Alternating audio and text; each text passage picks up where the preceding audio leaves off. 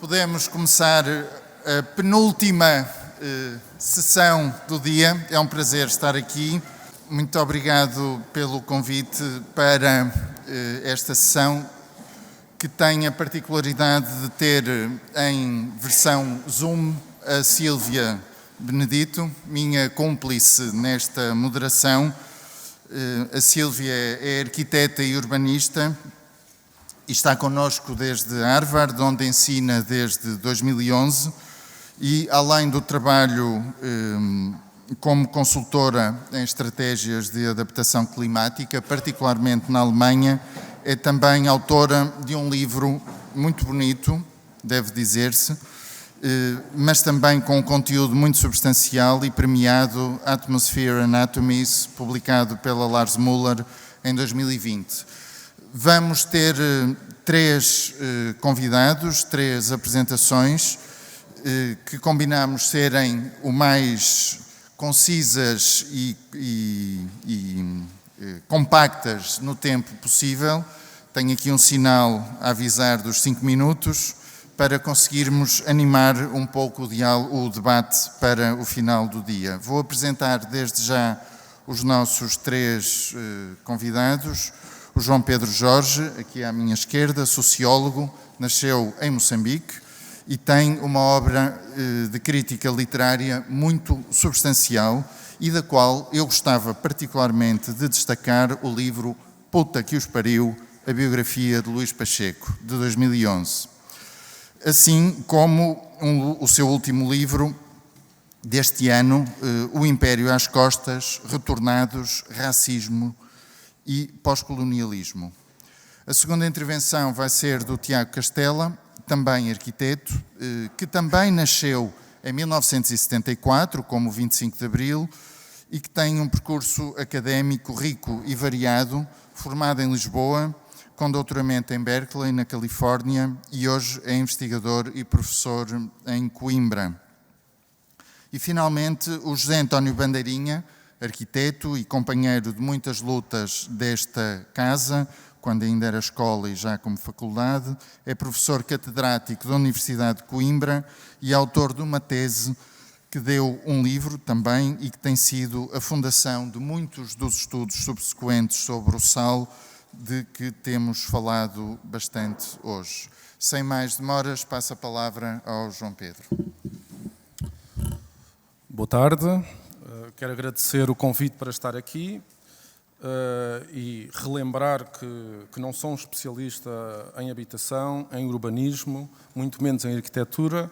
Fui convidado para estar aqui porque publiquei recentemente este livro, O Império às Costas, também já foi aqui referido, e foi-me pedido basicamente para apresentar aqui de uma forma sucinta o problema dos retornados e tentando derivar esta questão, sobretudo para o problema da habitação, que eu não trato aqui especificamente, em nenhum momento, mas que, na verdade, é uma questão que perpassa, pelo menos, a primeira parte do livro, que se refere, sobretudo, à integração dos retornados, visto que a segunda parte é, sobretudo, sobre como é que este legado do colonialismo foi gerido nas últimas décadas em Portugal, nomeadamente através da questão do racismo.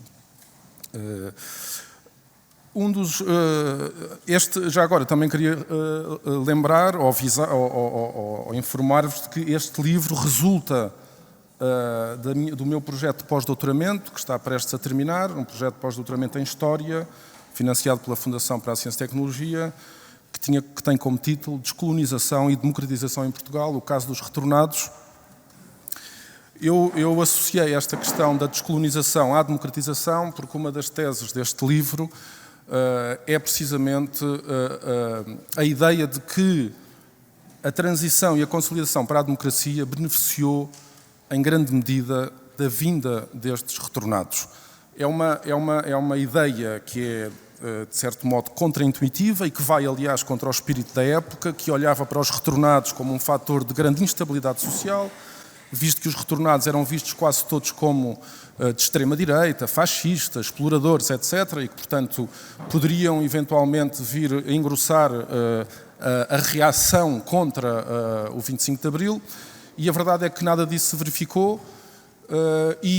segundo eu tento demonstrar aqui, pelo contrário, este fenómeno social dos retornados contribuiu decisivamente para a transição e para a consolidação da nossa democracia. E quando digo que beneficiou a transição e a consolidação para a democracia, refiro-me ao facto de esta vinda desta população significativa de pessoas vindas das ex-colónias ter vindo pressionar o Estado português a acelerar a adoção de uma série de medidas medidas de equidade social, muitas delas típicas do Estado de Providência, que eram ainda incipientes, começaram a ser tomadas durante o tempo do Marcelo Caetano, e que, na verdade, os retornados vieram pressionar o Estado a acelerar a adoção de muitas dessas medidas, que depois beneficiaram a generalidade da população. Quando falamos em retornados, só para contextualizar isto um pouco, referimos à chegada a Portugal continental de mais de 500 mil indivíduos oriundos das ex-colónias, Angola, Moçambique, Guiné-Bissau, Cabo Verde, São Tomé e Príncipe, Timor-Leste.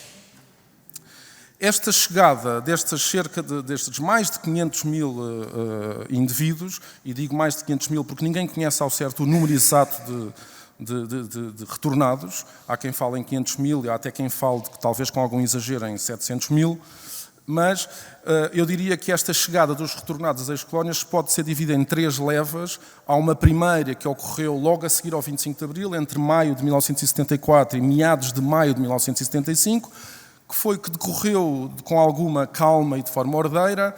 Depois temos uma segunda leva que decorreu durante a chamada Ponta Aérea, entre 13 de maio de 1975, foi o primeiro voo da Ponta Aérea, e 13 de novembro de 1975 foi o último voo, 2 dias depois da independência de Angola. Nesta fase foi o salve-se quem puder, porque se fez de forma atribulada, através da confusão, da violência, no meio de filas intermináveis, de aviões à pinha. Digamos assim, este foi o período agudo da descolonização, em que chegavam a Portugal, a Lisboa, sobretudo, e ao aeroporto da Portela, cerca de 6 mil pessoas por dia. Depois, podemos considerar uma terceira leva, que é mais irregular e flutuante e menos numerosa, que decorreu entre o fim da Ponta Aérea e a extinção do IARN, o Instituto de Apoio ao Retorno Nacionais, que foi criado e extinto em 1981. Ou seja, num curto intervalo de tempo chegou uma população muito significativa de habitantes, cerca de 500 mil pessoas, num país que tinha, na altura, menos até de 9 milhões de habitantes. Na verdade, a chegada dos retornados foi o maior movimento migratório registado na história portuguesa e um dos maiores da Europa do pós-guerra, que foi apenas superado pela fuga de mais de 1 milhão de pieds-noirs franceses na Argélia, com a declaração de independência da Argélia em 1962. Mas, em termos demográficos, em Portugal foi bastante mais significativo que o francês. Além disso, diferentemente dos pieds-noirs em França, os retornados voltaram em Portugal para um país pobre, para um dos países mais pobres e menos desenvolvidos da Europa Ocidental, ao contrário do que acontecia com a França, não é? Além disso, digamos que chegaram num momento de tempestade perfeita em Portugal, porque o país atravessava uma mudança política radical, estava em plena convulsão revolucionária, vivia tempos de enorme instabilidade política, com 6 governos provisórios em pouco tempo, 2 tentativas de golpe de Estado. A atividade económica sofreu brutalmente, desapareceu o mercado das colónias, diminuição drástica do turismo, em consequência da Revolução, crise na produção agrícola, greves, perda de capacidade empresarial, a produção interna caiu, as importações aumentaram, as exportações diminuíram, o endividamento externo subiu, as divisas diminuíram, o PIB diminuiu-se entre 10% a 15%, a inflação oscilava entre os 25% e os 30%. Nós hoje, quando falamos em uma inflação de 7% a 8%, já ficamos com os cabelos em pé. Agora imaginem uma inflação de 25% a 30%. Taxas de desemprego elevadíssimas. Reparem que estamos a chegar quase cerca de meio milhão de desempregados, que se vinham juntar a mais cerca de 500 mil desempregados que viviam cá em Portugal, não é? E, portanto, isto é uma taxa também de desemprego elevadíssima. Tudo isto aconteceu numa situação, num contexto internacional de grande crise, com o choque petrolífero em 1973, que levou e que coincidiu também com o retorno de muitos imigrantes portugueses que tinham ido para a França, para o Luxemburgo, para a Alemanha, etc., que voltaram a Portugal nesta mesma altura, devido a esta crise internacional. E, portanto, isto foi, de facto, um problema social de uma magnitude inimaginável, não é? Que veio criar uma série de problemas que nós, embora os retornados não possam ser considerados imigrantes, visto que a mobilidade espacial dos retornados ocorreu, para todos os efeitos, na altura, no interior das fronteiras políticas do país. Na verdade, o que se tratou não foi de uma migração de um Estado para outro. O que aconteceu foi que houve um recuo das fronteiras nacionais que levou a que estas populações tiveram que regressar a Portugal metropolitano. E, embora não possam ser considerados imigrantes, estes retornados sofreram muitos dos fenómenos típicos que nós associamos aos imigrantes ainda hoje em dia, não é? Desconfiança em relação ao estrangeiro, ao estranho, ao intruso, estereotipagem, estigmatização, processos de disputa e de negociação. Ou seja, para a população que estava cá, residente, estes retornados, além de culpados das guerras coloniais, onde os pais, os filhos e os amigos tinham morrido, em defesa dos interesses e dos privilégios dos colonos, portanto estamos a falar de colonos, os retornados eram colonos, neste ambiente político e social muito inclinado à esquerda, os retornados eram todos eles erradamente vistos como fascistas, colonialistas, etc. E, portanto, os retornados, quando chegam e nesta situação económica catastrófica, foram vistos como concorrentes no mercado laboral e habitacional, que era escasso, apertado e que estava já em crise muito antes da vinda dos retornados. E, portanto, os retornados, de certo modo, tornaram-se no bode expiatório de todos os maus da sociedade portuguesa. Eles foram considerados os responsáveis pela introdução de droga em Portugal, erradamente, porque a droga, de facto, já existia antes, mas grande parte dessa droga foi introduzida pelos soldados que vinham das ex-colónias, porque vinham em aviões militares onde essa droga podia ser transportada. Foram considerados também responsáveis por uma praga de baratas voadoras que houve em Lisboa. Eram chamados de tinhosos, os retornados, muita gente os chamava como tinhosos, porque os retornados diziam: eu em África tinha uma grande casa, tinha uma piscina, tinha um grande carro, então eram conhecidos como os tinhosos, não é? Bom, em suma, e parafraseando William Faulkner em Palmeiras Bravas, os retornados carregavam consigo uma história suspeita, como um cheiro, não é? Ora, a verdade é que naquela altura, como hoje, nenhum governo está preparado para receber, em curto intervalo de tempo, um número tão elevado e caótico de pessoas. Só uma máquina administrativa como a estatal poderia desencadear um conjunto de medidas capazes de acolher esta quantidade de pessoas. O problema do alojamento, em particular, e da habitação, foi um dos maiores quebra-cabeças dos sucessivos governos na segunda metade da década de 1970.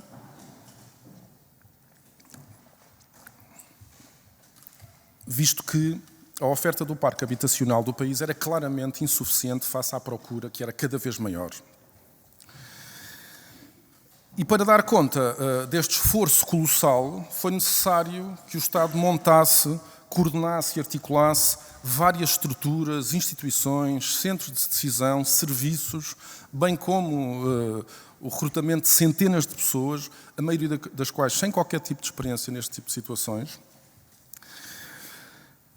Houve uma sucessão de estruturas, grupo de apoio aos desalojados do ultramar, o IAR, no Instituto de Apoio ao Retorno Nacionais, foi criada uma Secretaria de Estado dos Retornados, foi criada uma Comissão para Alojamento de Refugiados, foi criado um Comissariado Nacional de Apoio aos Desalojados. Quer dizer, houve uma miríade de estruturas que foram sendo criadas, muitas delas para substituir as anteriores, que se iam revelando insuficientes, face à saturação das medidas anteriores tomadas. E foi também criada a produção legislativa nesta época foi absolutamente monumental. Quer dizer, o surgimento de criação de decretos-leis, portarias, despachos normativos, resoluções do Conselho dos Ministros, quer dizer, foi uma sucessão. Mas isto foi de facto de certo modo, um caos, digamos assim. Inicialmente, para resolver os problemas de alojamento dos retornados, os retornados começaram por ser instalados em instalações provisórias no aeroporto da Portela, em Lisboa, muitos deles ficando a dormir no próprio aeroporto, ou em armazéns, em garagens que pertenciam ao IARN, junto ao aeroporto. Depois, face à chegada de mais e mais retornados, como foram criados os chamados centros de acolhimento temporário, e estes centros de acolhimento temporário iam desde quartéis, penitenciárias, asilos, colégios, estâncias balneares, termas, seminários, antigos conventos, sanatórios, pavilhões desportivos, hangares aeroportuários, parques de campismo, colónias de férias. Foram criadas autênticas bairros de tendas de campanha, os retornados foram instalados em caravanas, em relotes, muitas delas oferecidas por países estrangeiros, porque é preciso não esquecer que muitos destas medidas beneficiaram do apoio de países estrangeiros. Na verdade, nesta fase, deitou-se a mão a tudo para albergar os retornados sem teto, à medida que estas medidas também, estes centros de acolhimento temporário também começaram a falhar, muitos retornados que não foram contemplados nestes centros de acolhimento começaram a ocupar hotéis, pensões, residências, começaram a ocupar casas devolutas, começaram a ocupar bairros que estavam ainda em fase ou estado adiantado de construção, mas ainda por terminar, ou seja, cujas obras tinham sido interrompidas porque nessas habitações o governo deixara de pagar aos empreiteiros com o processo revolucionário. O Estado teve que, de certo modo, ir acompanhando estas ocupações, nomeadamente o próprio Estado acabou por legalizar a ocupação destes hotéis, em muitos casos hotéis de 5 estrelas, o Hotel Roma, o Hotel Ritz, o Sheraton acolheu muitos retornados, o que criou grandes protestos na população residente, porque se sentiam discriminados, sentiam que que estavam a tomar medidas que privilegiavam os retornados e se esqueciam dos residentes, certo? Houve também houve também a criação de bairros de barracas, de lata, os chamados bairros de autoconstrução. Enfim, foi um caos, mas, de certo modo, eu diria, e para acelerar, visto que já não há muito tempo, que depois, porque, claro que face ao protesto dos residentes, muitas destas medidas acabaram por ser extensivas a todos os setores da população, fossem desalojados ou não, não é? Portanto, o Estado, a determinada altura, decidiu estender a todos os residentes muitas destas medidas de habitação e de investimento, e este é um dos aspectos que é muito importante salientar, e eu julgo que é por isso que isto, apesar de tudo, apesar de todas as fraudes, da corrupção, da confusão que houve, apesar de tudo, isto acabou por ser um processo que correu bem, visto que não houve grande conflitualidade social e progressivamente os retornados se foram dissolvendo no resto da população e deixaram de transportar aquele cheiro ou aquela história suspeita de que fala o William Faulkner. A verdade é que progressivamente o Estado foi afinando essas medidas de apoio e começou a atribuir a criar uma série de medidas que não visavam apenas, não eram medidas apenas assistenciais e de resolução dos problemas imediatos dos retornados, e foi começando a lançar uma série de medidas de apoio e de financiamento de negócios dos retornados, da compra de casas dos retornados, e portanto eu diria que o ponto positivo das políticas do Estado foi que o Estado, a certa altura, percebeu que tinha que avançar com uma estratégia global de integração sustentável em oposição a políticas paternalistas ou meramente assistencialistas. Ou seja, conseguiu-se criar uma série de programas laborais e habitacionais, também de estímulo ao emprego, etc., que garantiram, digamos assim, uma integração sustentada dos desalojados e que teve efeitos positivos em toda a sociedade. Eu tento mostrar isso aqui no livro com alguns exemplos. Ou seja, o Estado foi capaz de olhar para os retornados como indivíduos proativos, favorecendo a expressão das suas competências, do seu potencial e das suas experiências. E, portanto, de certo modo, eu diria que o recém-fundado Estado Democrático revelou uma enorme capacidade de adaptação e de inovação social e também de flexibilidade. E, portanto, quando nós falamos em retornados, uma migração de regresso pós-colonial, devemos pensar nas consequências destas medidas para os próprios retornados, mas também para a sociedade e para a economia portuguesa como um todo. Ou seja, e este é o meu argumento neste livro, é que o papel do Estado não foi apenas um promotor da integração, foi também o seu principal beneficiário das medidas que tomou, porque foram medidas que fomentaram os projetos de investimento, de iniciativa privada dos retornados. Claro que isto, só para terminar, claro que isto tem um outro lado, que é um lado que eu também falo aqui, porque nem tudo aqui é cor-de-rosa, visto que eu, quando estou aqui a falar de retornados, estou sempre a falar de retornados brancos, e normalmente, quando se fala em retornados e os estudos de retornados em Portugal, esquecem-se que houve também retornados negros, mestiços, e esses retornados negros e mestiços perderam todos eles a nacionalidade, não tiveram acesso à nova lei da nacionalidade criada pelo Almeida Santos, que foi uma lei basicamente racista, porque foi uma lei que visou, sobretudo, excluir da nacionalidade os negros, os mestiços e todos aqueles soldados negros que tinham combatido juntamente com o exército português, que ficaram proibidos de ter acesso à nacionalidade e muitos deles acabaram por ser fuzilados nos países que adquiriram a independência, por terem precisamente servido, bem ou mal, o Estado português, numa guerra injusta, uma guerra de libertação. E, portanto, muitos destes retornados negros foram aqueles que vieram a engrossar a imigração ilegal, foram eles que depois muitas vezes foram substituir os retornados nos bairros de barracas, etc., que vieram ocupar muitos desses bairros que os retornados brancos progressivamente foram abandonando com o seu sucesso de integração. E, portanto, podemos dizer que este sucesso da integração dos retornados também não é um sucesso total, porque eu julgo que devemos incluir estes retornados negros quando falamos em retornados. Pronto. Obrigado.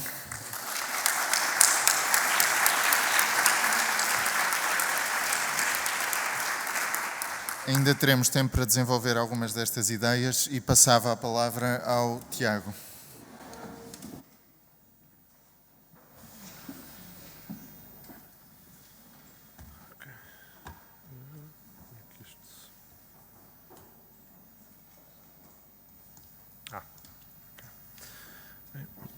Muito obrigado, André. Queria agradecer à Faculdade pelo convite e também particularmente à Teresa Novaes e ao Luís Tavares Pereira. Eu peço desculpa por não ter estado de manhã, mas tinha 2 aulas em Coimbra e só consegui adiar a da tarde. A minha pesquisa é em História da Arquitetura e do Urbanismo e, portanto, eu vou trazer aqui alguns dados dessa história, com o objetivo de tornar o nosso presente um pouco estranho, no sentido de percebermos que o que somos hoje, e o que somos hoje em termos de paisagem da habitação, não era inevitável. Isto eu penso que é potenciador de imaginações perspectivas, porque significa que temos um legado. Lembrar esse legado não é para nos autoflagelarmos, mas sim para pensarmos que podemos sonhar com um futuro construído, ambicioso e diferente daquele que temos hoje. Eu vou falar em primeiro lugar da ideia de crise e da ideia de uma crise corrente na habitação e depois vou falar rapidamente de 2 legados do passado, a questão da propriedade e outro, a extensão urbana fóssil. Em primeiro lugar, a questão da crise. Nós falamos hoje de crise da habitação e Na realidade, eu queria lembrar aqui como esta crise é uma crise recorrente, ou até podemos caracterizá-la de permanente. Isto tem origem, em parte, na mercantilização do espaço, a partir de fins do século XIX e início do século XX, e já vou falar um pouco mais sobre isso, e uma mercantilização do espaço que está associada a planos urbanos, que são planos que prevêem a segregação espacial de acordo com o nível de rendimento. O Jorge há bocado falava deste processo de segregação, mas este é um processo também planeado e planeado também por urbanistas, não é? Portanto, isto é um legado que nós temos enquanto profissão, e trago aqui um exemplo do plano de Grower para Coimbra. Também temos um legado de constantes demolições, expulsões para zonas mais periféricas, também já foi mencionado aqui. Isto é uma fotografia do bairro das Minhocas, em Lisboa, em 1938, imediatamente antes de demolição. Isto era mesmo do outro lado da linha de comboio, onde hoje é a Gulbenkian. E aqui está um levantamento feito nesse ano de todos os bairros de barracas que existiam em Lisboa em 1938, e o que acontece ao longo do século XX. Eles surgem em zonas, perto de zonas industriais ou zonas privilegiadas, onde era necessário trabalhadores de baixa remuneração para a construção, para serviços domésticos, e vão sendo, à medida que a cidade mais privilegiada cresce, eles vão sendo demolidos e afastados cada vez mais para o exterior. Quando chegamos aos anos 70, já estão a ser construídos bairros de barracas, neste caso aqui ao pé de Miraflores, vemos as torres lá ao fundo, portanto já fora de Lisboa. Parte deste processo, desta crise recorrente ou permanente, também é o loteamento informal, que mais recentemente a lei veio caracterizar como auges, e aqui vemos uma fotografia de um desses bairros nos arredores de Lisboa nos anos 80. Estes processos de demolição continuam. Esta é uma fotografia relativamente recente, de 2007, de um bairro que foi demolido ao longo de mais ou menos 15 anos no quadro do programa Per Famílias. E, portanto, trouxe aqui estas imagens para deixar esta ideia. Enfim, é evidente que enfrentamos hoje uma crise da habitação em Portugal, mas estas questões não são novas. E são questões que enfrentamos enquanto país ao longo de todo o século passado e já neste século. Também queria referir que na Europa isto não é um fenómeno exclusivamente português. Isto não tem a ver com Portugal ser um país subdesenvolvido e sermos assim uma espécie de ovelha negra da Europa Ocidental. São processos que aconteceram noutros países europeus, por exemplo em Itália, e trago aqui um cartaz de um filme do De Sica, precisamente sobre um destes bairros no pós-guerra em Roma. Uma fotografia de um bidonville nos arredores de Paris, nos anos 70. Não necessariamente. Não necessariamente. Também havia muitos argelinos, italianos, espanhóis, jugoslavos, etc.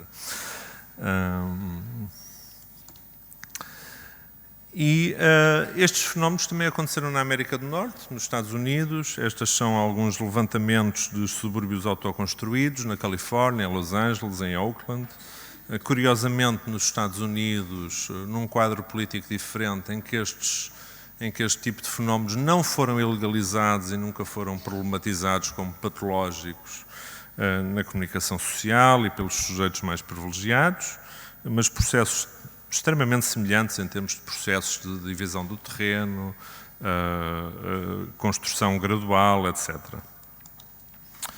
Portanto, resumindo, em relação a este primeiro ponto, não é, do que é que falamos quando falamos de crise, desde o início do século XX, temos um planeamento para a segregação espacial de acordo com a remuneração, temos vagas constantes de deslocação forçada, uma grande parte da cidadania vivendo num estado de expectativa pela legalização das suas casas, pela legalização das suas propriedades, pelas hipóteses de realojamento, e eu penso, isto já foi aqui falado, quer dizer, um Um dos fatores principais, obviamente que há vários fatores e poderíamos passar um seminário inteiro a discutir isto, é a mercantilização do espaço, que é uma invenção humana relativamente recente, do século XIX, tal como existe hoje, que foi teorizada por Lefebvre, que já foi aqui mencionado, na Revolução Urbana e na produção do espaço, esta ideia de um segundo circuito de capital.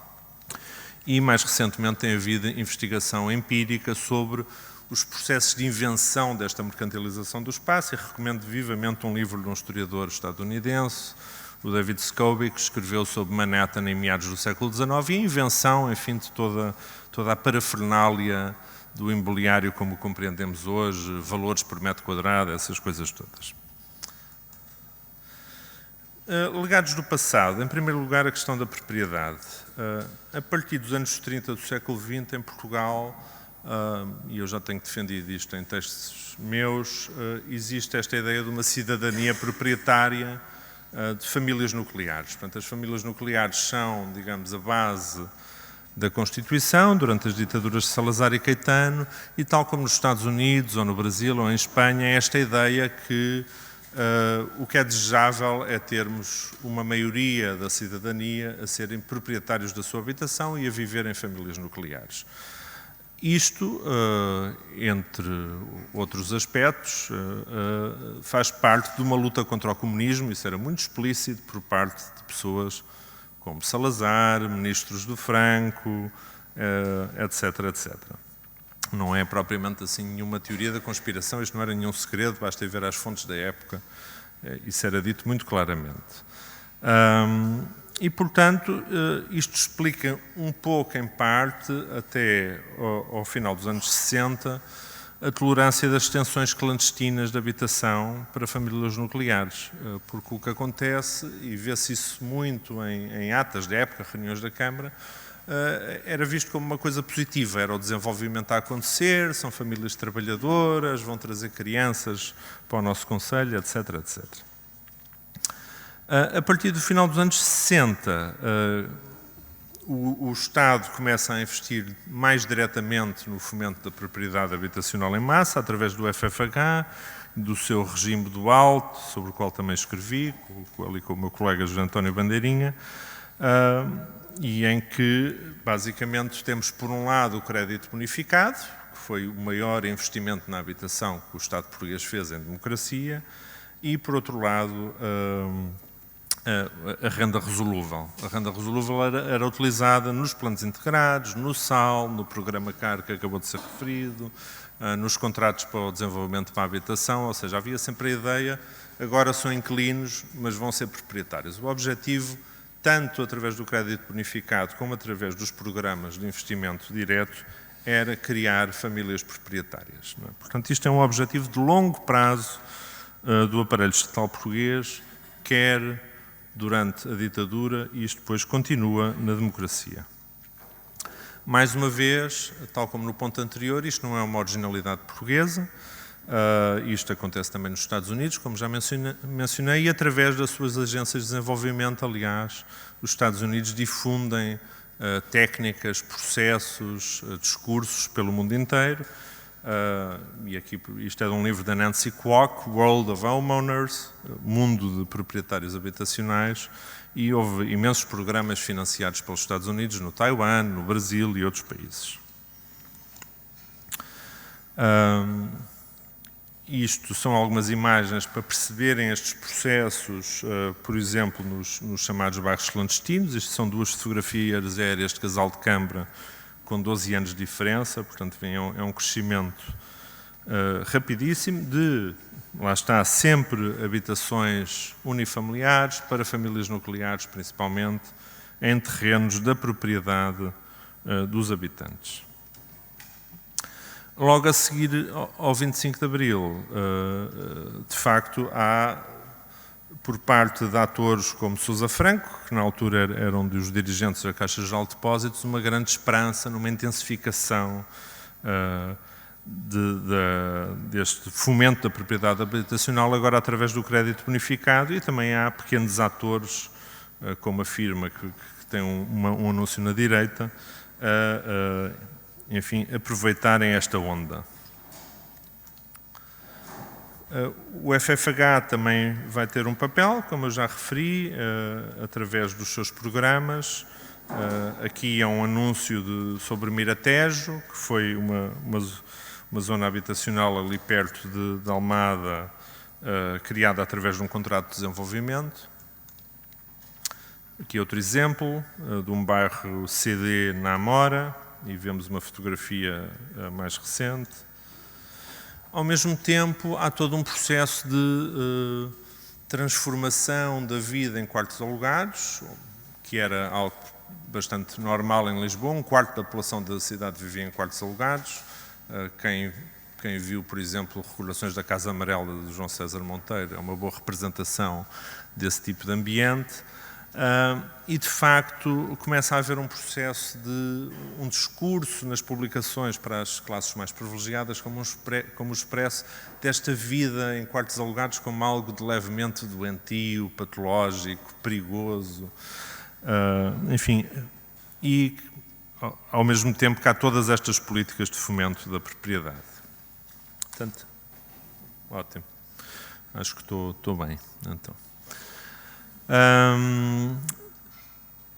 Algumas reflexões muito improvisadas, enfim, face a este legado que temos, não é? Toda esta história ao longo de muitas décadas de fomento da propriedade habitacional, que explica em parte a paisagem que temos hoje no campo da habitação. O que é que pode ser o futuro da arquitetura? Por um lado, eu penso que no ensino é importante que haja cada vez mais um treino para o que o arquiteto californiano Sam Davis chama o espectro da habitação, ou seja, treinarmos os nossos estudantes a fazerem projetos para todo o tipo de habitações, habitação pública para arrendamento, mas também o tipo de experiências que se pode designar como novo cooperativismo, que, por exemplo, o Bernardo de Amaral, que está ali atrás, está a estudar na sua tese de doutoramento, e outras pessoas. Também toda a realidade dos hotéis residenciais, que era um tipo de habitação muito comum nos Estados Unidos na primeira metade do século XX, onde vivia muita gente, e havia hotéis residenciais para todas as bolsas, desde milionários a vagabundos. Portanto, acho que podemos inspirar-nos um pouco no passado e, enfim, termos esta paisagem mais plural, mais diversa de habitação em mente quando treinamos os estudantes para fazer projetos de arquitetura para a habitação e, obviamente, também imaginar coisas novas que ainda não existem. Não é?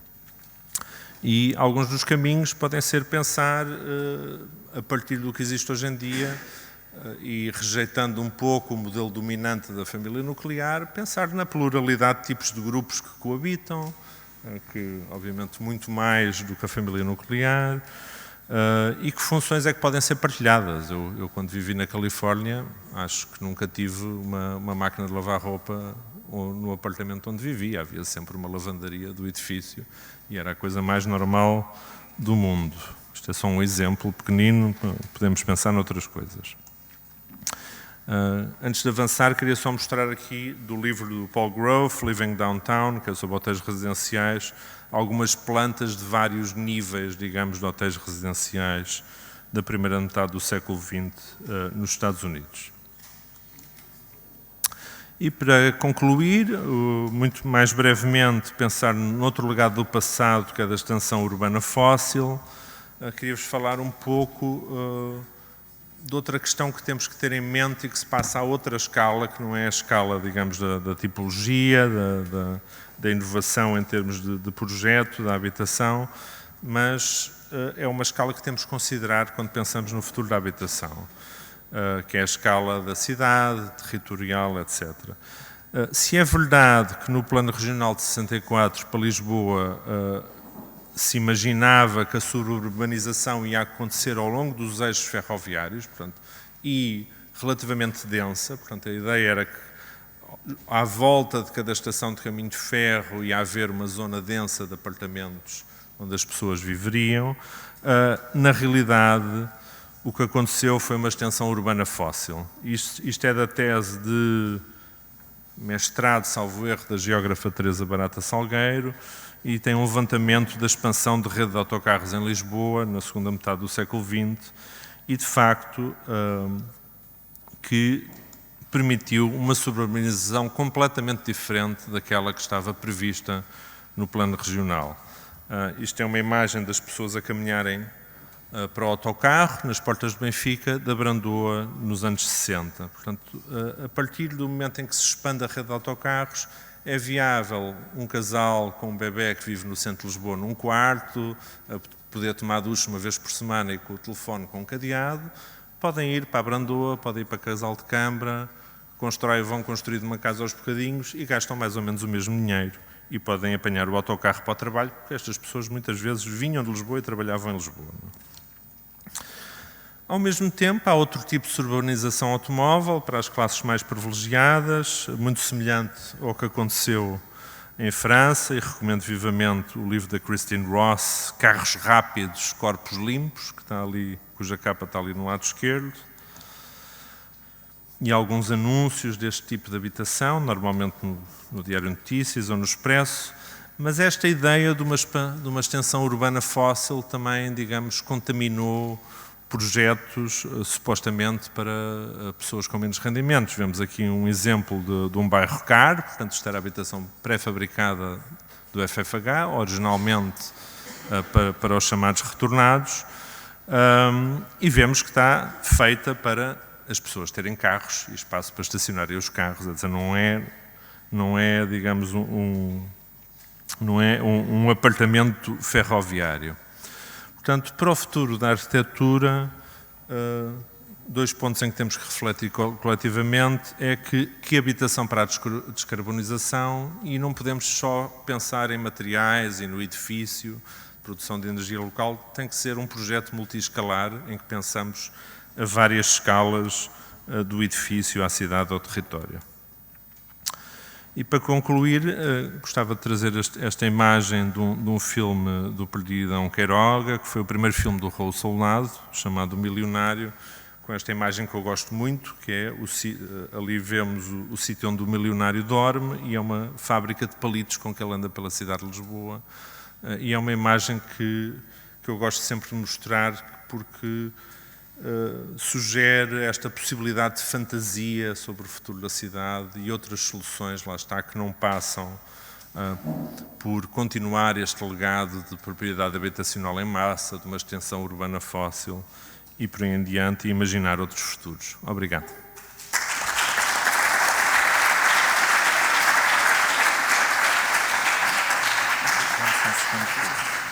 Obrigado, Tiago. E ainda antes, ia pedir ao José António Bandeirinha que tomasse a palavra, ainda antes de lhe passar a palavra, o João Pedro Jorge vai ter que sair ligeiramente mais cedo do que estava planeado, e queria dizer... Só fazer um acrescento aqui à comunicação do Tiago Castelo, é que precisamente foi um dos aspectos que eu não tive tempo de referir aqui, é que precisamente o exemplo dos créditos bonificados é um bom exemplo de uma medida que foi tomada a pensar inicialmente nos retornados, nomeadamente foi tomada no âmbito da criação em junho de 1976 da chamada Comissão Interministerial de Financiamento de Retornados, chamado Crédito CIFRE.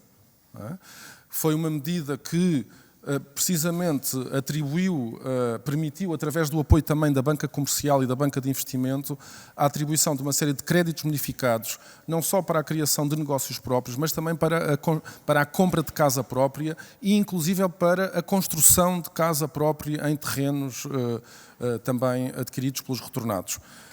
E, portanto, este é um bom exemplo, porque depois este programa foi alargado a toda a população. E era só para dar um exemplo precisamente de uma medida que acabou por beneficiar também toda a sociedade. Obrigado. Obrigado. Passava então a palavra. Boa tarde. Eu estou a ser o último deste dia. Podia dizer aqui que já está quase tudo dito, mas não digo que está quase tudo dito, digo que está mesmo tudo dito. Portanto, o que eu terei para dizer não serão coisas novas, de certeza. Aliás, vou repetir muitas das coisas que aqui foram ditas, como não podia deixar de ser. Eu queria agradecer, desde logo, à Teresa e ao Luís terem-me convidado e também terem feito este investimento na questão da... Bom, não interessa. Queria agradecer também ao João Pedro Xavier e, na sua pessoa, toda a faculdade, toda esta escola, a iniciativa e, desde logo, a forma como ela é posta pelo Luís e pela Teresa, que é encararmos o futuro com base no que foi a experiência do passado, e eu gostava de vos transmitir aqui, se conseguir, mesmo que não tenha as imagens, se não conseguir, eu gostava de vos transmitir aqui aquilo que é o meu quadro de referências para pensar o futuro, o meu quadro de referências passado. Não é de maneira nenhuma um quadro de referências doutrinário, não sou doutrinário, nem quero ser, quero contudo partilhá-lo convosco. É isso que tentarei fazer neste curto espaço de tempo. Mas falo aí de duas perspectivas. Uma que também já foi falada aqui pelo Jorge Malheiros, é o Estado de Luft, Macht frei, que é o ar da cidade liberta, não é? Este ditado medieval alemão, que é repescado depois por Max Weber no início do século XX e que para mim é muito importante e é uma matriz muito importante. Mesmo com todas as suas contradições, mesmo com todos os seus problemas, a cidade liberta e continua a libertar. E isso é uma premissa política que eu porei sempre, eu pessoalmente, em primeiro lugar.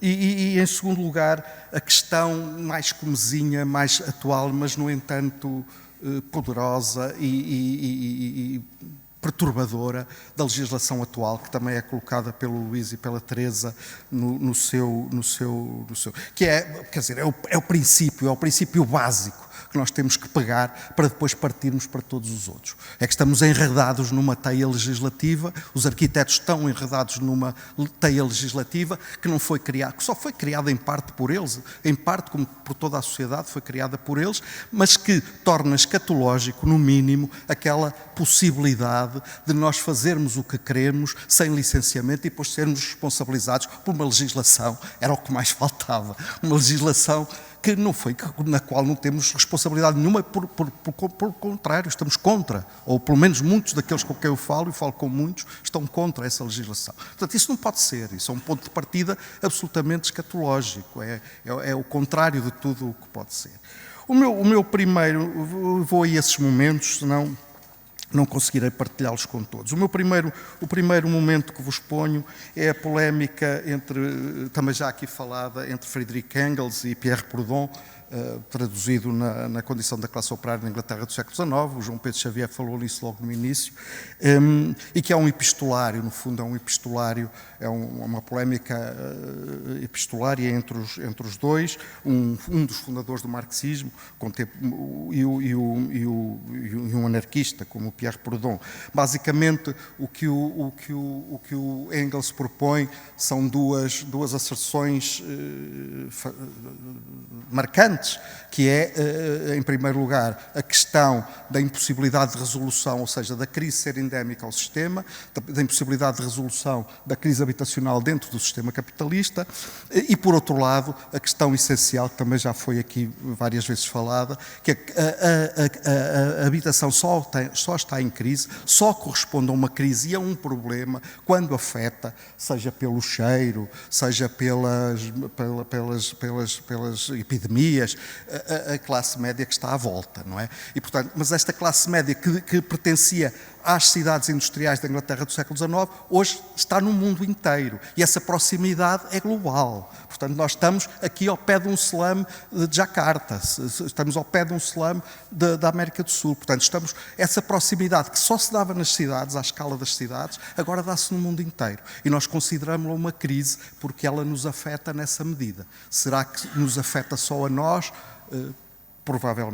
provavelmente sim. E por outro lado, Pierre Proudhon, que dizia que, sim senhor, a habitação poderia ter uma resolução depois da Revolução, mas na verdade, quer o sistema cooperativo, quer o sistema de luta pela casa, criam embriões revolucionários que não são de desprezar. Criam embriões de revolução que são absolutamente necessários manter e que são fundacionais para a própria revolução. E, portanto, esta polémica foi alimentada desta maneira. Num segundo momento, que é este que aparece aqui, temos esta questão em Viena, na discussão logo a seguir à guerra, aí já com a social-democracia, pelo menos a social-democracia ao nível do poder urbano, a trabalhar. A Viena era a célebre cabeça sem corpo, ou corpo sem cabeça, depende do lado que nós estivermos, porque o Império tinha-se desfeito e aquilo que era o coração do Império, que era o território da Áustria, era profundamente conservador e Viena era profundamente progressista. E, portanto, esta cabeça sem corpo ou corpo sem cabeça diz respeito a uma capital progressista envolvida por um território profundamente conservador. E a discussão aqui foi também acesa entre o Peter Behrens e o Adolf Loos. Não só eles, mas eles encabeçavam de certa maneira a discussão que teve lugar entre a possibilidade da extensão serem Siedlungen periféricos ao jeito idílico da cidade-jardim ou de metê-los no centro, ir à procura dos vazios urbanos, encostá-los ao centro e preencher a cidade que está, como hoje, cheia de vazios, cheia de problemas e que necessita de ser cheia de vida. Também necessitava assim a Áustria e particularmente Viena dessa questão.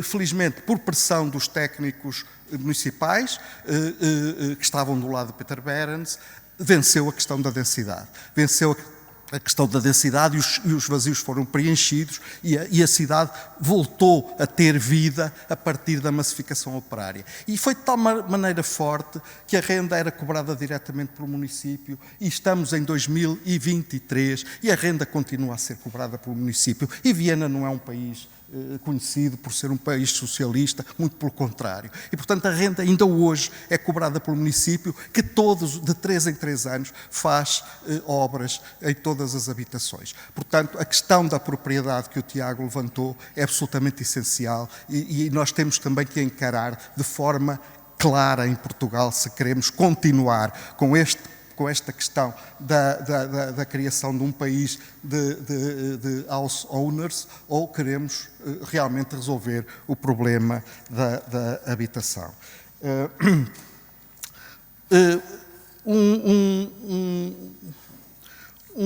Um quarto momento passa-se, portanto, tem lugar em Veneza, agora já no pós-guerra, em 1952. Os slides não sei se estão a passar, posso passar agora já, posso, faltaram-me os primeiros, que é aqui. Em Veneza encontra-se este senhor, John Turner, e o Giancarlo De Carlo. Conheceram-se, e esta é a contra-ofensiva anarquista, conheceram-se através da colaboração em revistas e da tradução do italiano para o inglês e do inglês para o italiano de 2 revistas anarquistas.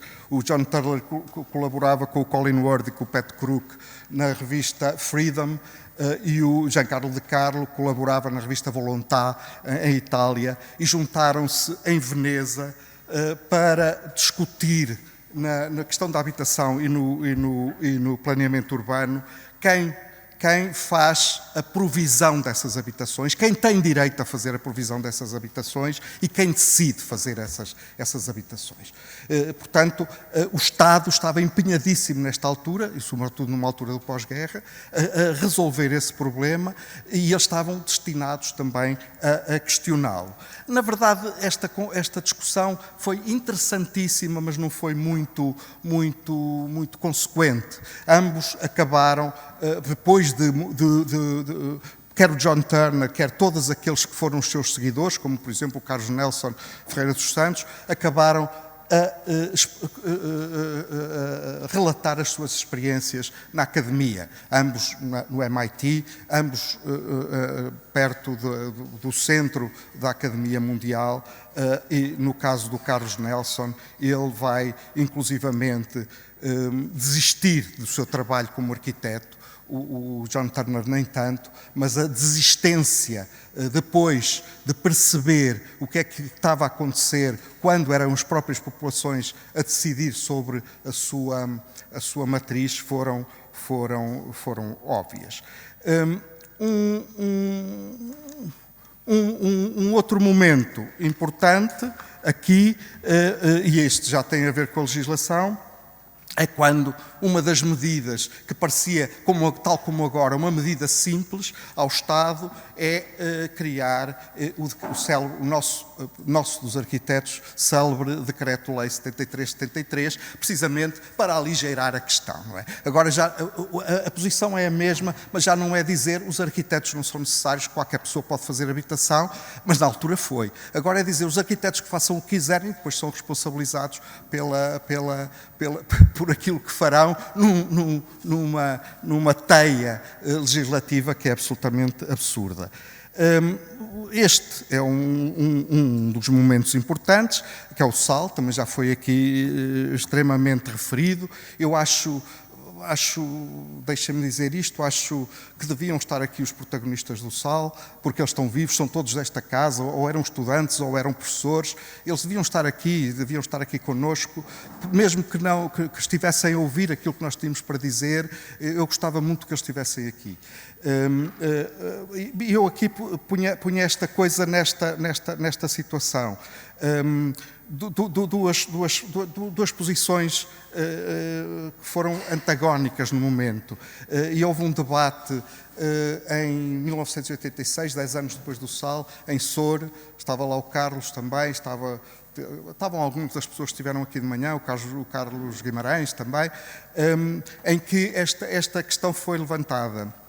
E foi levantada de uma forma muito intensa. O Portas, com a sua premissa de que a arquitetura, como atividade e como disciplina, pode entrar e sair em qualquer momento do processo construtivo, neste caso do processo de construção habitacional. E o CIS a dizer que a arquitetura está presente do início ao fim do projeto. Sempre. Entra no primeiro momento e só sai quando a casa é demolida. Não é? E aqui, 2 bairros do CIS, a do Porto, porque foi no Porto que esta questão da relação da habitação com a casa, no tempo do SAL, foi mais aprofundada, foi só no Porto, e talvez no pós-guerra, em Viena antes da guerra já tinha sido muito mais aprofundado, mas no pós-guerra, em todo o pós-guerra, em toda a Europa, só teve talvez paralelo, e mesmo assim não tão forte, na célebre Lei Fanfani do Inacasa, no Plano Fanfani de 1949, para o Inacasa, quando o próprio plano de reabilitação habitacional da Itália dizia que a cidade era extremamente importante. Portanto, a cidade é indissociável da resolução do problema da casa. Não se pode resolver o problema da habitação. Há bocado também alguém falou no perigo que é voltarmos à ideia do PER, porque é mais fácil, não é? Que é voltarmos a comprar os terrenos do Minha Casa Minha Vida no Brasil, não é? A 50 km da cidade e dizer é aqui que vamos fazer 1 milhão de casas ou 2 milhões de casas. Não é por aí que se pode ir. E, portanto, o SAL foi uma lição muito grande também nessa perspectiva. E agora, para me aproximar daquilo que é este tema um bocado insustentável de propor, que eu proponho, que é o Casas Sim, Regeus Não, eu gostava só de citar, por último, este relatório que já está desatualizado, obviamente, mas que é o melhor que temos ainda hoje. Eu assisti à apresentação dele, nunca mais me esqueço, em 2006, no célebre Teatro Azul, em Almada, um teatro de autoria de um grande amigo nosso, também desaparecido e professor desta escola, o Manuel Graça Dias, em que o Manuel Vilaverde Cabral apresentou isto de uma forma extremamente convincente e eu fiquei pela primeira vez a ter uma noção daquilo que era a profissão do arquiteto, vista na perspectiva da sociologia. É um documento que, se quisermos chamar-lhe científico, podemos chamar à vontade, e é aquele que temos neste momento. E este relatório foi elaborado, portanto, há 17 anos, foi coordenado por ele, por Manuel Vilaver Cabral, e teve também como autora a Vera Borges. É o estudo da condição profissional da época e, entre muitas outras coisas, refere como problemas mais importantes da profissão em geral, e vejam como afinal ainda está atual, a burocracia da administração pública, 14,3% referem como o principal problema, 16,9% referem como o segundo principal problema. A legislação contraditória desatualizada, 6,7% referem como o principal problema e 14,4% indicam como o segundo principal problema. Mas quando se juntam estes dois problemas, ou seja, burocracia da administração pública e legislação contraditória desatualizada, 31% mais 21%, ou seja, mais de 50% dos arquitetos se queixam, isto é o texto do Manuel Vilaver Cabral e da Vera Borges, mais de 50% dos arquitetos se queixam de uma e de outra coisa na esteira do que já fazia o segmento comparativamente privilegiado dos profissionais liberais que tinham sido também inquiridos num capítulo anterior. O relatório remata afirmando: ao pé destes problemas, todos os outros identificados são menores. O mesmo documento refere ainda que a regulamentação pela qual se rege o exercício da profissão de arquiteto é contido em 400 páginas de legislação. 60% destas 400 páginas contêm contradições entre si. Portanto, vejam o absurdo que isto é, e o absurdo que nós estamos a lavrar e continuamos a lavrar todos os dias, aqueles que submetem projetos hoje nas plataformas, porque hoje é tudo muito mais fácil, metemos-los na plataforma, mas o arcabouço legislativo é o mesmo. Ninguém lhe mexeu. E não vejo, o Miguel disse-me há bocadinho que sim, que ia acontecer, mas eu não vejo ainda, a olho nu, talvez tenha que pôr uns binóculos, a possibilidade dele vir a ser alterado. Portanto, e para acabar, vou mesmo acabar, ao invés de aligerar os procedimentos de aprovação e responsabilizar os arquitetos por qualquer incoerência processual neste armadilhado labirinto legislativo e normativo, o que seria, à sua maneira democrática, uma medida mais ao jeito do 73-73, havia isso sim que rever, talvez a palavra certa fosse mesmo revolver, ou revolucionar toda a normativa, a urbanística, toda a urbanística incluída, porque também é absurda, porque é herdeira direta do movimento moderno, tem 50 anos ou mais, tudo aquilo que está normativamente posto como matéria urbanística é uma herdeira direta daquilo que nós abominamos desde os anos 80, pelo menos, e está presente em todas ou quase todas as câmaras. Havia que voltar a acreditar novamente nas cidades densas, na intensidade da vida urbana e então sim pensar seriamente a forma de controlar as rendas e os usos. Mas mais uma vez, se isto continuar assim, o que vamos fazer é desconsiderar o riquíssimo historial empírico que nos precedeu, fazer tudo como se fosse inovador e, claro, trocar os pés pelas mãos. Muito obrigado.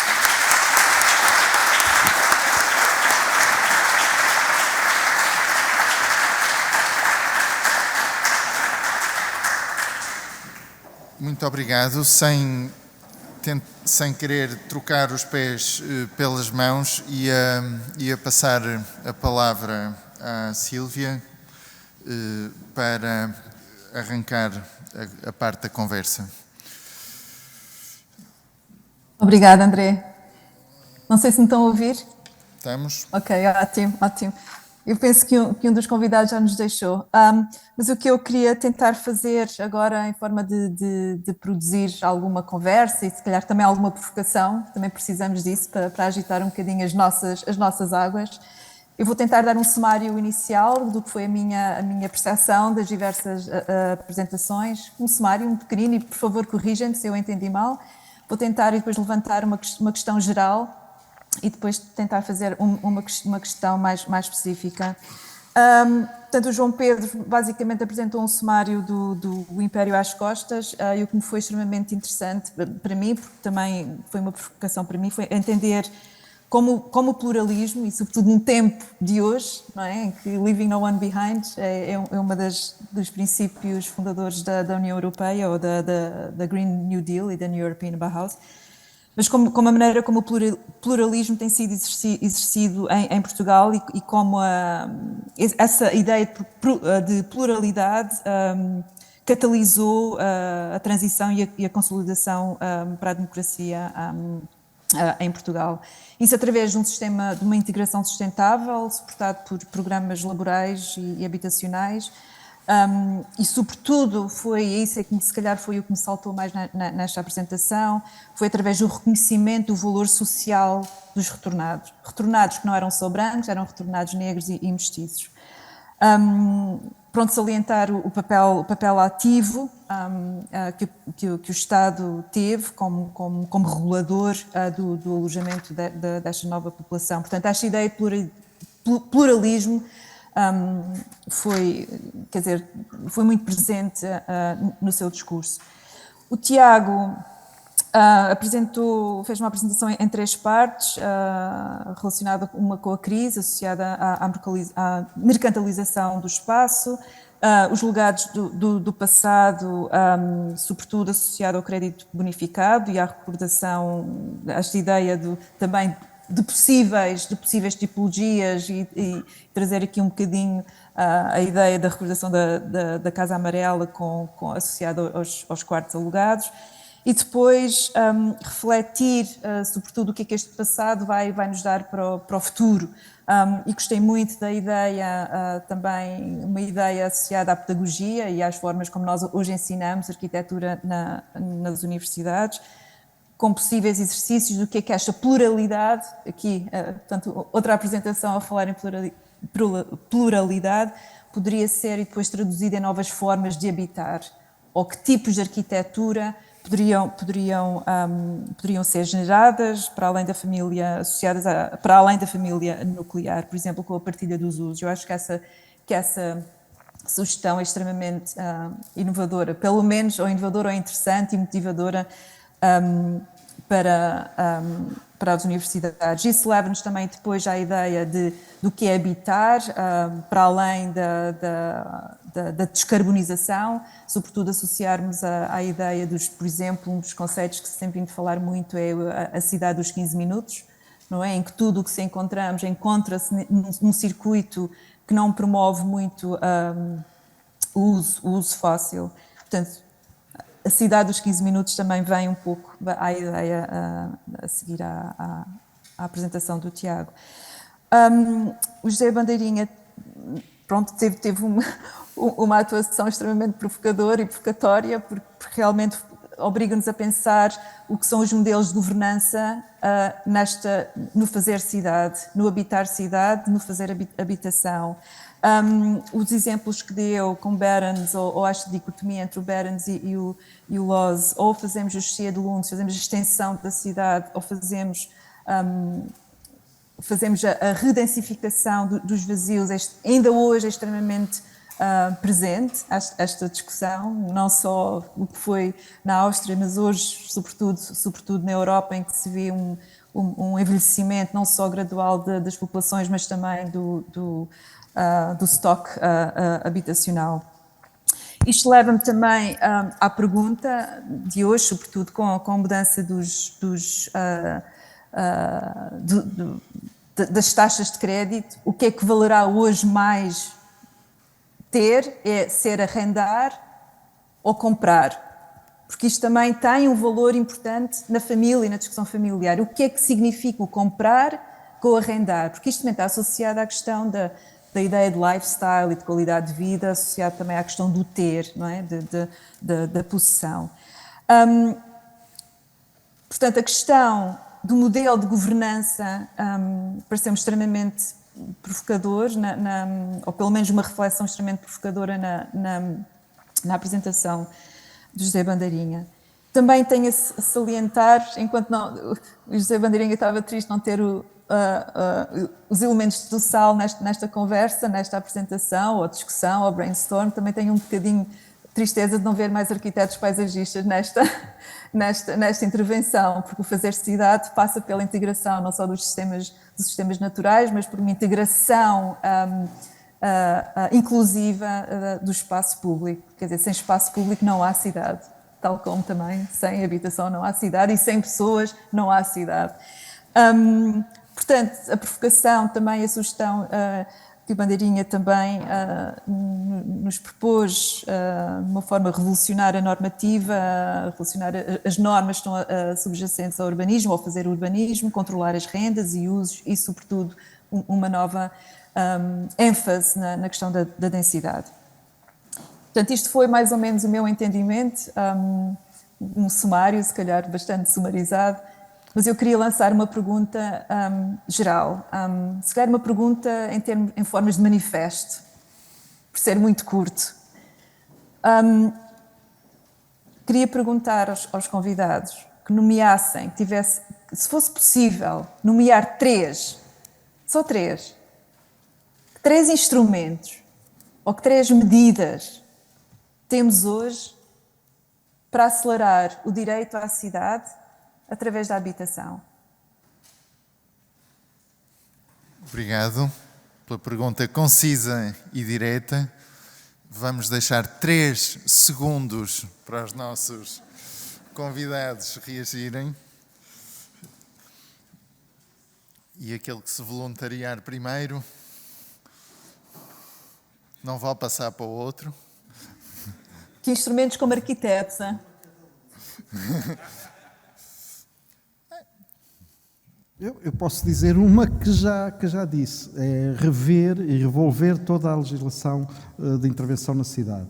Portanto, é necessário fazer com que, primeiro, se adeque a oferta à procura, já foi aqui dito por variadíssimas pessoas e muito bem, a procura hoje, a procura de habitação não é a mesma que era quando a legislação toda foi feita, quando o regime foi feito, quando tudo... Portanto, há novas fórmulas sociais, há novos núcleos sociais, há uma procura completamente diferente para a qual estamos impedidos também normativamente de responder, porque temos que ter, sei lá, tanta coisa, a cozinha separada da entrada da sala, a sala não sei o que, que qualquer pessoa de hoje, contemporânea, não quer saber disso para nada, quer uma ou outra casa. E, portanto, isso tem que ser tudo revisto, tem que ser tudo deitado fora e tem que ser tudo encarado. Por outro lado, tem que permitir que qualquer projetista, direi arquiteto, mas qualquer pessoa que queira fazer um projeto no centro da cidade possa ocupar os espaços que estão vazios, quer aqueles que estão devolutos nas construções já edificadas, até por uma questão de sustentabilidade, por uma questão de não estarmos a fazer demolições, mas também todos aqueles interstícios que ainda dão, que mesmo na cidade consolidada mais recente, que são restos de loteamentos, que é aquela forma hedionda também que nós temos de resolver alguns problemas de terrenos com uma dimensão mais expressiva, que sobraram entre um loteamento e outro, que ficaram ali sem acesso às vias e que não têm possibilidade nenhuma de ser intervencionados também por uma questão legal. Portanto, tudo isso tem que ser posto, a cidade tem que ser posta em primeiro lugar. A resolução da questão da cidade, no sentido de ter mais habitantes que a vivam, não que a visitem só, que vivam dentro da cidade, e isso não pode ter nenhum impedimento legislativo, porque é imperativo para que as cidades possam sobreviver. E, portanto, essa foi a que eu pensei aqui, mas o Tiago agora poderá dizer antes do Tiago responder, e interromper, não foi isso que eu tinha combinado com a Sílvia, mas eu gostava de fazer uma segunda pergunta como professor e neste enquadramento de escola. Portanto, o grande exercício de projeto das escolas de arquitetura hoje é rever a legislação. Não necessariamente. Quem a fez que a reveja. Não foram os estudantes, não foram... Quem a fez que a reveja. Isso não é passar as culpas para os outros? Eu não tenho culpa nenhuma, eu pessoalmente não tenho. Ou Não passar sei os se... problemas para os outros? Estou a fazer, é uma pergunta para dar sequência à provocação. Eu também estou a ser um bocadinho provocador. Acho que, obviamente, que nessa revisão tem que haver a participação dos arquitetos, mas não podem ser eles a ser os únicos responsáveis por essa revisão. Mas têm que participar. Mas para participarem e para a fazerem, não têm de pensar sobre ela, não têm de aprender, não têm de a imaginar enquanto exercício, nem que seja do ponto de vista académico? Claro, claro. Ok, obrigado. Tiago.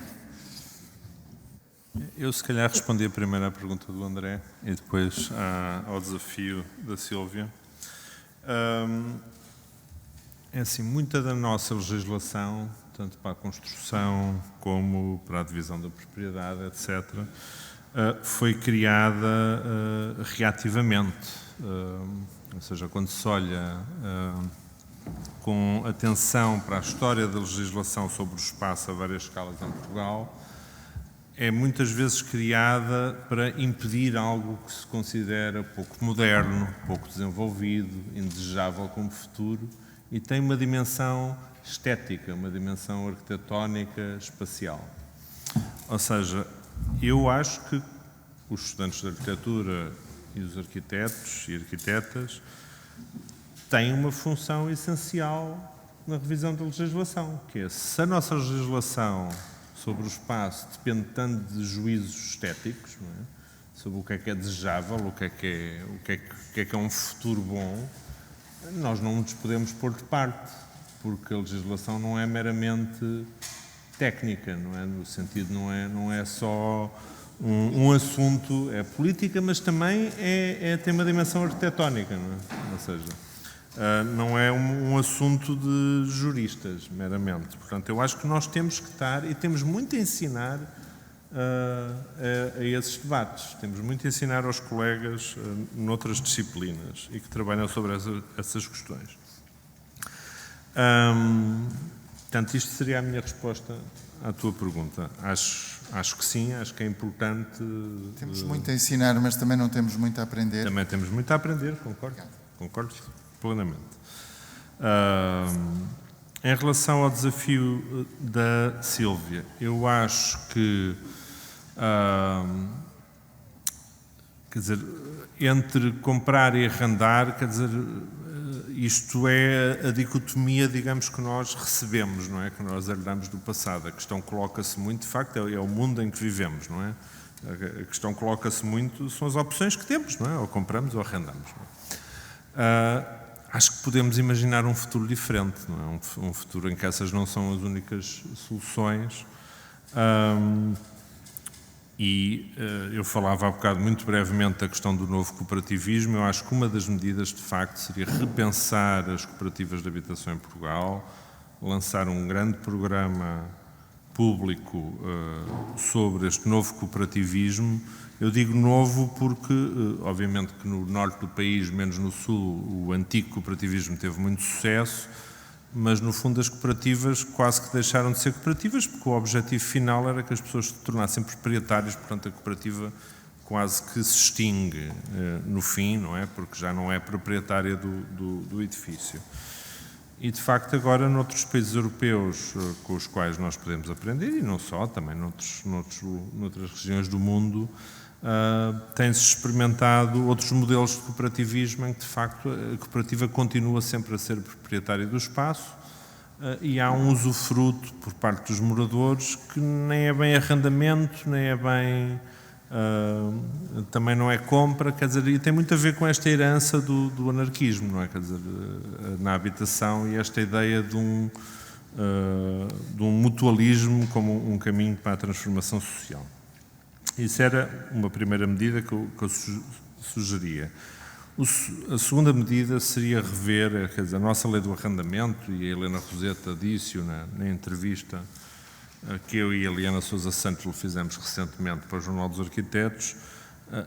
A lei do arrendamento precisava de ser feita do zero, a lei do arrendamento habitacional. Neste momento nós temos uma espécie de um monstro, não é? De revisões, por cima de revisões, por cima de revisões, que mistura todos os tipos de arrendamentos, arrendamento habitacional, comercial, para escritórios, e era preciso pensar na lei do zero, porque, de facto, o que temos neste momento é algo monstruoso e que não faz qualquer sentido para os tempos que correm. Depois, obviamente, que há opções políticas, não é? Essas dependem das relações de forças, mas em termos, digamos, independentemente dessas opções políticas em relação ao arrendamento, depois vão mudando com o tempo. A própria lei, neste momento, precisava de ser profundamente revista. Uma terceira medida, eu penso, e isto é uma medida que já tem mais a ver com questões de projeto e de ensino da arquitetura. Acho que precisamos, e também não estou a dizer nada de muito novo ou de original, mas acho que a maneira como se faz o desenho urbano em Portugal é tremendamente inimiga da descarbonização e inimiga da felicidade na cidade, não é? Quer dizer, o desenho urbano é centrado e continua a ser centrado, e, por exemplo, temos agora o exemplo destas obras para o Metrobus, na Avenida da Boa Vista, continua a ser centrado no automóvel e na circulação automóvel. Nós temos que ter um desenho urbano e ensaiar soluções e trabalhar nisso com os estudantes. Desenho urbano centrado nos peões, nos ciclistas, nas crianças, nas pessoas de idade. E os automóveis querem andar depressa que vão para a autoestrada, quer dizer, que é o lugar onde eles pertencem. Quer dizer, e nós temos hoje em dia uma cidade que continua a ser tremendamente perigosa e desconfortável para quem não anda de automóvel. Se queremos fazer descarbonização, sem um desenho urbano radicalmente transformado, não o vamos conseguir. Obrigado, Tiago. Sílvia. Obrigada, Tiago e José. Se calhar eu queria pôr um bocadinho mais ênfase na parte económica, ou pensar o arquiteto também como agente empreendedor. Penso que faria muito sentido, se calhar, também procurar soluções híbridas. Nós temos no passado o Estado em que tinha o monopólio dos loteamentos.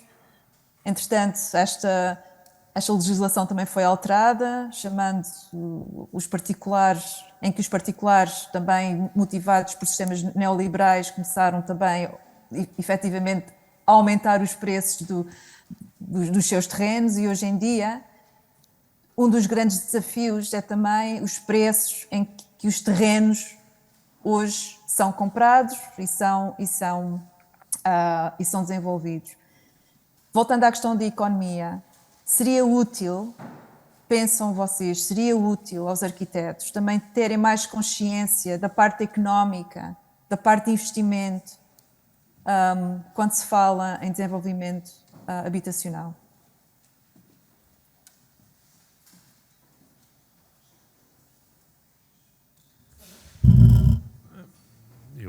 Eu concordo, sim. Acho que é completamente essencial, especialmente no ensino em arquitetura, que sejamos todos bem informados dos processos económicos atuais e também da sua história, não é? Como é que eles foram inventados, porque reforço um pouco o que disse no início da apresentação, a maneira como nós vivemos hoje, em termos do mercado da habitação, não é uma invenção humana muito antiga, é do século XIX, quer dizer, e agora também temos que pensar que não é propriamente algo que se elimine por decreto, não é? Estamos a falar de décadas e décadas de crenças, de discursos, de legislação, de maneiras de fazer e de viver, portanto isto não é propriamente um decreto-lei ou uma lei que vai transformar, não é? Não é algo que se elimina assim ou se transforma radicalmente de um dia para o outro. Mas acho que a informação sobre esses processos para os arquitetos e estudantes de arquitetura são muito importantes para nós percebermos o nosso papel também nestes processos todos e podermos, sempre que possível, intervir. E tu não sei se estavas a ver, mas, por exemplo, acho que a apresentação do Heitor há bocado foi um exemplo de como é que isso é possível, não é? Quer dizer, como é que, conhecendo bem a legislação, conhecendo bem toda a economia do espaço, um arquiteto pode, com o seu saber especialista, intervir em benefício de pessoas em situações de menos privilégio na nossa sociedade. Sim, eu também estou inteiramente de acordo. Quer dizer, aliás, a história como disciplina nos cursos de arquitetura só é válida nesse sentido, no sentido da compreensão dos processos económicos de formação do espaço, de construção do espaço. E, portanto, é absolutamente essencial que eles o saibam, embora extremamente difícil no contexto atual de uma formação universitária, enfim, ready-made, não é? Que é quase entram e saem, não há tempo para nada, mas deve-se fazer esse esforço e isso deve constituir uma matéria essencial da população, senão eles não percebem. Mas também há aqui uma questão que é fundamental, é que muitas destas noções de espaço das quais nós temos vindo aqui a falar ao longo do dia estão numa crise ontológica, não é? Estão a passar por uma crise ontológica e, portanto, os próprios alunos ficam baralhados, os próprios estudantes ficam baralhados. O que é que nós estamos a falar quando estamos a falar de território, de cidade, de plano, disto e daquilo, tudo isto está em transformação, portanto, e isto também é um bocado ainda para a resposta anterior que o André eu acho que sim, que os estudantes devem aprender, quer os processos de formação do espaço urbano ou territorial, o que for, mas também eles precisam de saber o que é que tem sido, o que é que veio a ser esse espaço através da história, porque é assim que eles constroem uma imagem uma imagem mais forte do que foi aquele espaço antes, do que pode ser, dos seus processos de transformação e, portanto, eu diria que antes de mexermos na legislação ou de sabermos mexer na legislação, estão alguns conceitos que precisam de ser redefinidos, precisam de ser reestruturados e o papel da escola é fundamental aí, porque é a partir também desse quadro conceptual que eles depois podem, sim, isso sim, começar a entrar a sério na história da formação do espaço e na legislação também que o vai moldar. Mas primeiro precisavam desse quadro conceitual e eu também não sinto a escola e a academia contemporânea capaz de lhes dar. Temos que fazer um esforço. Eu acho que, acima de tudo, esse tipo de formação nesse tema, não é, da economia política do espaço, seria, se bem dado, muito habilitante, digamos, para os estudantes, porque no discurso, digamos, mais de senso comum, não é, mais difundido, há assim uma espécie de ideia de inevitabilidade e dominação de um certo tipo de modo da economia funcionar. Não é? Na realidade, tem havido muita investigação, por exemplo, na geografia económica feminista, que tem demonstrado que quando olhamos para as práticas concretas, e lá voltamos outra vez ao termo pluralidade, que tu mencionavas agora, há uma grande pluralidade de práticas, não é tudo mercado para o lucro, para o revestimento, etc. Nenhuma sociedade nem em Portugal, nem nos Estados Unidos, nem lá nenhum. Portanto, há sempre uma grande pluralidade de práticas. E eu penso que conhecer, de facto, o que acontece permite dar um pouco de esperança, não é? Porque eu acho que muitas vezes, não tendo esta formação, ficamos à mercê desta ideia de o capitalismo neoliberal e não há nada a fazer porque isto é assim uma espécie de sistema global e pronto, e nós somos aqui um país pequenino, pronto, o que é que havemos de fazer? Isto é tudo inevitável, não vale a pena fazermos nada. Isso, por isso simplesmente, não é rigoroso, não é? Quer dizer, não é assim que os nossos sistemas económicos funcionam. Portanto, só queria acrescentar isso em relação à pergunta que fizeste. Muito obrigado. Só para terminar aqui também a minha intervenção, também um desafio que eu iria lançar à organização, à Teresa e ao Luís, porque ao fim e ao cabo estamos num momento ideal também para reinventar a nossa pedagogia. Há muitas pressões neste momento, nós temos que ser sustentáveis, temos que ser responsáveis, temos que introduzir biodiversidade, temos que pensar em sistemas de mobilidade e de distância, temos que pensar como é que os edifícios vão operar energeticamente, temos que pensar também na crise da habitação, enfim, há tantas obrigações que nós temos que pensar em tantos temas, mas ao fim e ao cabo, o que é que isto significa para as novas gerações, para o futuro, não é? Para as gerações de arquitetos e urbanistas que nós estamos a criar. Eu iria lançar o desafio também à organização, fazer quase um manifesto de quais são as iniciativas ou potenciais especialidades que poderíamos pensar, imaginar que pudessem endereçar estas necessidades de hoje em dia. E por isso agora dou a palavra ao André e possivelmente à nossa audiência. Obrigado, Sílvia. Obrigado também aos nossos convidados e obrigado a todos pela vossa paciência. Tenho aqui uma novidade incrível a acontecer, é que acabamos à hora certa.